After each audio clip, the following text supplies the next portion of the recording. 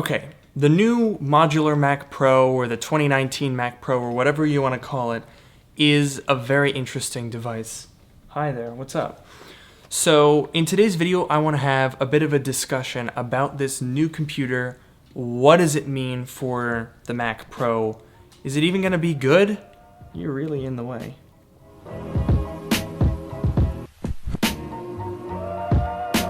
Okay, so obviously there's a lot to unpack with this new Mac Pro, so let's just jump right into it by talking about some of the specs that Apple gave us at the keynote, which were frankly mind-blowing. So let's start with the CPUs.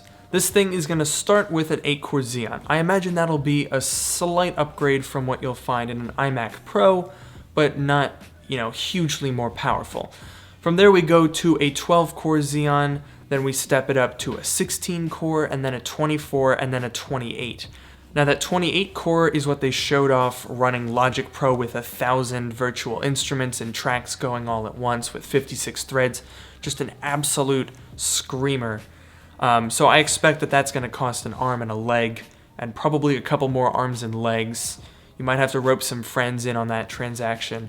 So that's definitely going to be expensive. But you know what I think is actually going to be more expensive? Is the RAM. So the base configuration is going to come with 32 gigabytes of RAM.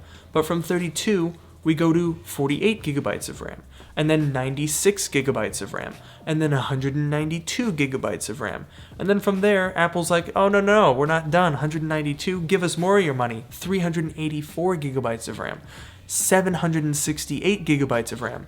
And finally, the most expensive, 1.5 terabytes of RAM. To be specific, that's going to be 12 128 gigabyte DIMMs for a total of 1,536 gigabytes of RAM. 128 gigabytes of RAM on its own is a lot of RAM. And that's just in one DIMM in that Mac Pro. You're going to have to take out a mortgage. That's got to cost, that upgrade alone has to cost 30 grand. 20 grand. They charge over $5,000 to upgrade to 256 gigabytes of RAM on the iMac Pro. That thing is going to be unbelievably expensive. So next up is the graphics. It's going to start with a Radeon Pro 580X, which is kind of a meh graphics card. But up from there you get to a Radeon Pro Vega 2. This is a new chip based off of the 7nm architecture. It's not Navi. It's not quite Navi. We're running 2nd generation Vega, but it still is looking like a pretty solid performing chip. So the Vega 2 is going to have 64 compute units, 4096 stream processors, 32 gigabytes of HBM2, and it's like 14.1 teraflops. That's a respectable card. That's a really decent... But that card alone is not where it stops, because this whole Mac Pro seems to be, indulgence of excess and a ton of power packed into a relatively small package. We'll get into that in a little bit. So basically they've got these new double proprietary PCI slots that allow what they're calling an MPX unit. This is basically a double graphics card that's going to be sort of SLI'd, but not SLI because that's NVIDIA obviously. So they're calling this the Infinity Fabric Link, which sounds kind of like a magical cloak that you can put on and then have, and then you become a wizard, is what I think of. But in reality what it does is it ties these two Vega 2s together, and it also allows extra power up to 500 watts, as well as a Thunderbolt controller to allow you to have Thunderbolt on that card. But it doesn't stop there, because you can actually have 2 of those modules. Now for those of you who are following along at home, the Vega 2 is the individual GPU, the Vega 2 Duo is the MPX module with 2 of them on it, and then you can have 2 of those, so 2 Vega 2 Duo. That's a lot of 2s, and it works out to be 4 Vega 2s, so that's a total of 256 compute units, 16,384 stream processors, and 56.4 teraflops. That is kind of insane. What could you do with all of this power?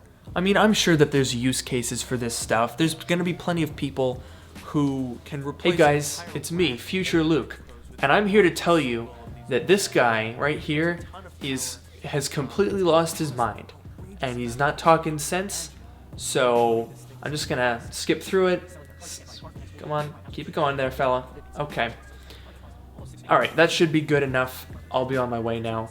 Enjoy the rest of the video. See ya. Subscribe. I think my brain just kernel panicked. Alright, so let's bring this video back down to earth, because obviously that is an absolutely insane amount of power to be putting in a machine. That's insane. It's absolutely crazy. But obviously it's not going to be perfect because this is Apple, and I mean, mainly when it comes to the price, there's a lot of problems that I have with this machine. So let's start by talking about the base configuration. So this thing is by far the most expensive Mac you can buy, and that's the starting price. Let's not forget, it starts at $6,000. So you'd think, what with all of those crazy specs that we were talking about, $6,000 starting price, it's probably going to be pretty well equipped. But I'm actually kind of surprised by the way that they chose to equip the base model. So to start, you're going to get an 8-core Xeon, you're going to get 32 gigs of RAM, 256 gigabytes of storage, and a Radeon Pro 580X. Now, I know what you're thinking. $6,000? Are you sure that's right, Luke? $6,000 for that? Yep, that is what we start with. And it's very puzzling to me. I mean, $6,000. You would think you could get more than essentially a 2-generation old mid-tier graphics card, 256 gigabytes of storage. That's what the old Mac Pro started with, and that came out 6 years ago. Why are we still starting with 256 gigabytes of storage? More importantly, if we look at that, the storage and the graphics specifically, why should I spend $6,000 to get less than what the iMac Pro offers, which costs $1,000 less? So for those of you who don't remember, iMac Pro, $5,000, you get a terabyte SSD, 32 gigs of RAM, 8-core Xeon, and a Radeon Pro Vega 56. So the storage is 4 times as much, and the graphics are objectively better. And it's $1,000 less. Now sure, I get it. The Mac Pro has expandability. We've got PCIe slots. You've got tons of RAM slots.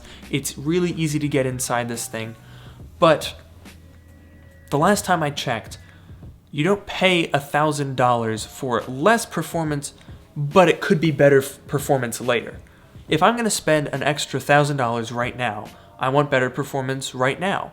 It's great that it can be upgraded down the line, but if it's going to be more expensive than another piece of hardware, it should be more powerful than that other piece of hardware. That just seems kind of basic to me. And honestly, that kind of gives me some pause when it comes to the other upgrades. Because obviously, you can take this thing to the stratosphere, but most people aren't going to do that. Just like most people aren't buying the 18-core iMac Pro. The base iMac Pro has been a very popular machine. It's actually pretty well priced. And I think Apple has to make up for that pretty decent pricing by overpricing this Mac Pro. And for people that shop for the base model, and the base model iMac Pro, as I said, is super popular, this is not a compelling purchase. The thing is, the iMac is an all-in-one. It's a unique device. It's hard to compare to a build-it-yourself PC because it offers a different experience. I talked about that a little when I reviewed my trash can Mac Pro. So this new Mac Pro falls into the same trap. It is still as cool as it is and as well engineered as it looks to be, and as much work as Apple has put into this thing, it is still a standard desktop as far as most pros are to be concerned.